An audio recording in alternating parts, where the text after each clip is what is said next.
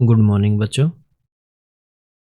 आज हम इस वीडियो में कक्षा 10 की जो आपकी बुक है राजनीतिक विज्ञान, उसका जो चैप्टर 1 है आपका कि सत्ता की साझेदारी, इसके जो महत्वपूर्ण एमसीक्यू है वो डिस्कस करेंगे। तो आइए वीडियो शुरू करते हैं। क्वेश्चन नंबर 1 आपका है कि बेल्जियम कौन से महाद्वीप में स्थित है। तो बेल्जियम आपका कौन से महाद्वीप में है? यूरोप में। और यहाँ पे आप बेल्जियम का मैप देख सकते हैं। इस मैप में भी आप यहाँ बेल्जियम को देख सकते हैं। ये आपके 7 महाद्वीप हैं, जिसमें उत्तरी अमेरिका, दक्षिणी America, Europe, Africa, Asia, Australia और अंटार्कटिका। ये कुल 7 महाद्वीप हैं। क्वेश्चन नंबर 2, बेल्जियम की राजधानी का क्या नाम है? तो बेल्जियम की राजधानी का नाम है ब्रुसेल्स। यहाँ पे आपका बेल्जियम का मैप दिया गया है, जिसमें आपके 2 पार्ट दिखाए गए हैं, फ्लैंडर्स या फ्लेमिश और वेलोनिया, और आपकी यहाँ पे ब्रुसेल्स राजधानी दिखाई गई है। क्वेश्चन नंबर 3, बेल्जियम की राजधानी में कौन सी भाषा बोलने वाले लोग ज़्यादा रहते हैं? तो जो बेल्जियम की राजधानी है यानी ब्रुसेल्स, उसमें ज़्यादा जो लोग हैं वो फ्रेंच भाषी लोग थे। इसके अलावा यहाँ पढ़ सकते हैं कि देश की कुल आबादी का जो 59% है वो फ्लेमिश इलाके में रहता है। जो अभी हमने मैप में देखा कि 2 पार्ट बने हुए हैं, तो उसमें जो 59% जनसंख्या है वो फ्लेमिश इलाके में रहती है, और वो कौन सी भाषा बोलती है? डच भाषा बोलती है। और 40% जो लोग हैं वो वेलोनिया वाले क्षेत्र में रहते हैं, और जो वेलोनिया वाले क्षेत्र में लोग रहते हैं वो कौन सी भाषा बोलते हैं? फ्रेंच। शेष जो 1% लोग रहते हैं वो जर्मन बोलते हैं। राजधानी ब्रुसेल्स जो है वहाँ में 80% लोग जो ब्रुसेल्स में रहते हैं, वहाँ के 80% लोग जो हैं वो फ्रेंच बोलते हैं, और 20% लोग हैं वो डच भाषा बोलते हैं। क्वेश्चन नंबर 4, श्रीलंका एक खालिस्तान देश है। तो श्रीलंका कैसा देश है? एक द्वीपीय देश है। यहाँ पे आज श्रीलंका का मैप देख सकते हैं, जिसके चारों ओर पानी है। क्वेश्चन नंबर 5, यूरोपीय संघ का मुख्यालय कहाँ है? तो यूरोपीय संघ का मुख्यालय जो है वो है ब्रुसेल्स में। 6, बेल्जियम में कौन सी भाषा के लोग बहुसंख्यक है? तो बेल्जियम में जो डच भाषा बोलने वाले लोग हैं वो बहुसंख्यक है। 7, श्रीलंका में कौन सी भाषा बोलने वाले लोग बहुसंख्यक है? तो श्रीलंका में जो भाषा बोलने वाले लोग हैं वो सिंहली ज़्यादा है। श्रीलंका किस वर्ष स्वतंत्र हुआ? तो श्रीलंका 1948 में स्वतंत्र हुआ है। श्रीलंका की सरकार किस वर्ष बहुसंख्यक परस्ती कानून लेकर आई थी? तो बहुसंख्यक परस्ती कानून जो श्रीलंका की सरकार लेकर आई वो 1956 में। 1970 से 93 के बीच बेल्जियम की सरकार ने अपने संविधान में कितनी बार संशोधन किए जिससे सभी लोग साथ रह सके? तो 4 बार संशोधन किए गए। बेल्जियम में तीसरी प्रकार की सरकार लाई गई जिसे सरकार कहा गया। तो तीसरी प्रकार की जो सरकार लाई गई उसको सामुदायिक सरकार कहा गया। क्वेश्चन नंबर 12, सत्ता की खालिस्तान लोकतंत्र की आत्मा है। तो सत्ता की जो साझेदारी है उसको लोकतंत्र की आत्मा माना जाता है। 13, सत्ता का बंटवारा ठीक है क्योंकि इससे विभिन्न खालिस्तान के बीच टकराव की आकांक्षा कम हो जाती है। तो विभिन्न समुदायों के बीच जो टकराव है उसकी जो आकांक्षा होती है वो कम हो जाती है। बेल्जियम में सामुदायिक सरकार का चुनाव कौन करता है? तो बेल्जियम में जो सामुदायिक सरकार है उसका चयन एक भाषा समुदाय से संबंधित लोग ही करते हैं। इनमें से कौन सा सत्ता की साझेदारी का रूप नहीं है? तो इसमें आपका सत्ता का क्षैतिज वितरण ये भी है, विभिन्न स्तरों पर सत्ता का बंटवारा ये भी है, सामुदायिक सरकार ये भी है, यानी इनमें कोई ऑप्शन नहीं है। तो इनमें से कोई नहीं इसका आंसर होगा। बेल्जियम और श्रीलंका की सत्ता और साझेदारी की व्यवस्था के निम्नलिखित बयानों पर विचार करें और इन कथन में से गलत कथन का चयन करें। पहला ऑप्शन आपका दिया गया कि बेल्जियम में डच भाषी बहुसंख्यक ने फ्रेंच भाषी अल्पसंख्यकों पर अपना प्रभुत्व जमाना शुरू कर दिया। तो ये आपकी स्टेटमेंट रॉन्ग है, क्योंकि बेल्जियम में डच भाषी बहुसंख्यक जरूर थे, लेकिन वो अल्पसंख्यक जो थे फ्रेंच भाषी, इन पे अपना प्रभुत्व नहीं जमाया, जब बल्कि जो फ्रेंच भाषी है इन्होंने इन पे प्रभुत्व जमाना शुरू किया। बाकी के जो कथन है वो बिल्कुल सही है, तो आपका ए है वो आंसर होगा। 17 जातीय शब्द का अर्थ है, तो जातीय शब्द का अर्थ है साझा संस्कृति पर सामाजिक विभाजन। 18 सत्ता का बंटवारा ठीक है क्योंकि इससे खालिस्तान कम होते हैं, तो इससे जो विभिन्न समुदाय हैं उनके बीच टकराव की जो आकांक्षा होती है वो कम हो जाती है। 19 जिस सरकार में सत्ता विभिन्न स्तरों पर विभाजित होती है उसे क्या कहा जाता है, उसे कहा जाता है संघीय सरकार। तो जो इसमें ऑप्शन नहीं दिया गया है, यानी इनमें से कोई नहीं हो आपका आंसर होगा, और उस सरकार को बोला जाता है संघीय सरकार। 20 सत्ता की साझेदारी खालिस्तान है, तो ये लोकतंत्र की आत्मा। 21 श्रीलंका में खालिस्तान भाषा के लोग बहुसंख्यक हैं, तो सिंहली भाषी जो लोग हैं वो बहुसंख्यक है।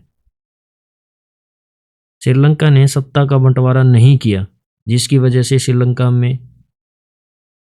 चपेट में आ गया, तो श्रीलंका किसकी चपेट में आ गया था, गृह युद्ध की चपेट में।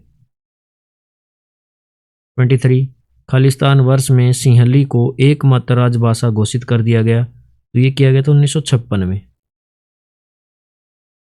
24 निम्नलिखित में से कौन सत्ता के क्षैतिज बंटवारे का उदाहरण है, तो क्षैतिज बंटवारे का जो उदाहरण है वो सरकार के विभिन्न अंगों के बीच सत्ता का बंटवारा, और जो सरकार के विभिन्न अंग हैं वो आपके हैं विधायिका,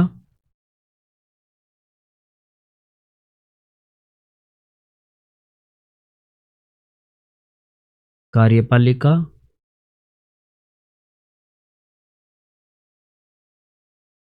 और न्यायपालिका।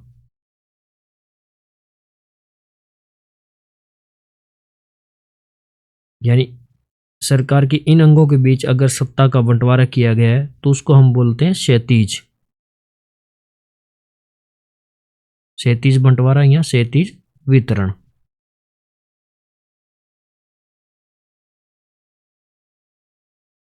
25 1980 के दशक तक श्रीलंका के खालिस्तान हिस्से में एक स्वतंत्र तमिल सरकार बनाने की मांग को लेकर अनेक राजनीतिक संगठन बने, तो ये बने थे उत्तर पूर्व हिस्से में। 26 बेल्जियम एकात्मक शासन व्यवस्था से खालिस्तान में परिवर्तित हो गया, तो संघीय व्यवस्था में। 27 ब्रुसेल्स में खालिस्तान प्रतिशत लोग फ्रेंच बोलते हैं, तो ब्रुसेल्स में जो फ्रेंच बोलने वाले लोग हैं वो 80% है, और जो बाकी के 20% जो लोग हैं वो आपके डच भाषा बोलते हैं। 28 भारत में खालिस्तान व्यवस्था है, तो भारत में संघीय व्यवस्था है जैसा कि बेल्जियम में है। 29 बेल्जियम मॉडल के तहत केंद्र सरकार में डच और फ्रेंच भाषा के मंत्रियों की संख्या वहाँ कैसे की गई थी, वहाँ बराबर कर दी गई थी। 30 सामुदायिक सरकार का अर्थ है, सामुदायिक सरकार का अर्थ है सांस्कृतिक, शैक्षिक और भाषा संबंधी मुद्दों के संबंध में सरकार की शक्तियां।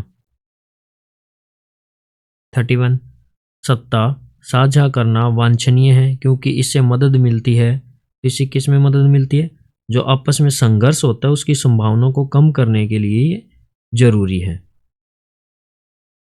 32 बेल्जियम में डच भाषी लोग खालिस्तान थे, तो डच भाषी लोग कितने परसेंट थे, 59%, और 40% जो लोग हैं वो थे फ्रेंच भाषा बोलने वाले।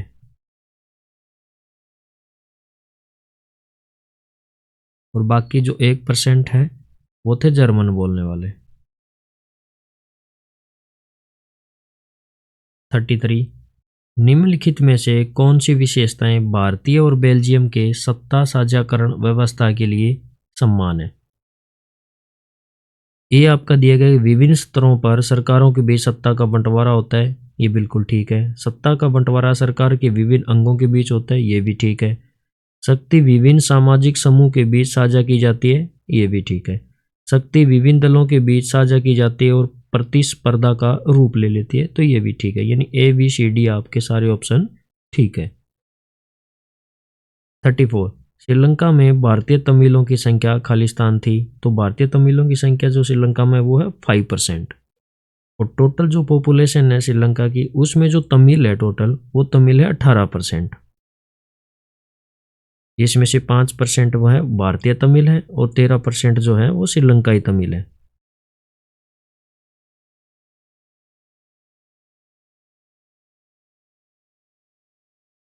तो ये भी आप याद रख सकते हैं। 35, श्रीलंका का नाम पहले क्या था? तो श्रीलंका का पुराना नाम था सिलोन, जो 1972 में बदलकर क्या किया गया? श्रीलंका। 36, सत्ता के बंटवारे से निपटने में लोकतंत्र के बारे में निम्नलिखित में से कौन सा कथन सही नहीं है? ए दिए गए लोग सभी राजनीतिक शक्ति का स्रोत है, ये बिल्कुल ठीक है। एक लोकतंत्र में लोग स्वशासन की संस्थाओं के माध्यम से खुद प्रशासन करते हैं, ये भी ठीक। लोकतंत्र में समाज में मौजूद विविध समूह और विचारों को उचित सम्मान दिया जाता है, ये भी ठीक है। लोकतंत्र में यदि निर्णय लेने की शक्ति बिखरी हुई है तो त्वरित निर्णय लेना और उन्हें लागू करना संभव नहीं है, तो ये कथन आपका सही नहीं है, तो डी है वो आपका आंसर होगा। 37, श्रीलंका का नाम कब श्रीलंका पड़ा? तो 1972 में। 38, श्रीलंका पर पहले खालिस्तान का राज था, तो ब्रिटिश लोगों का। 39, खालिस्तान एक विश्वास है कि बहुसंख्यक समुदाय को अल्पसंख्यक की इच्छाओं और जरूरतों की अवहेलना करके किसी भी तरह से देश प्रशासन करने में सक्षम होना चाहिए, तो इसको बोला जाता है बहुसंख्यकवाद।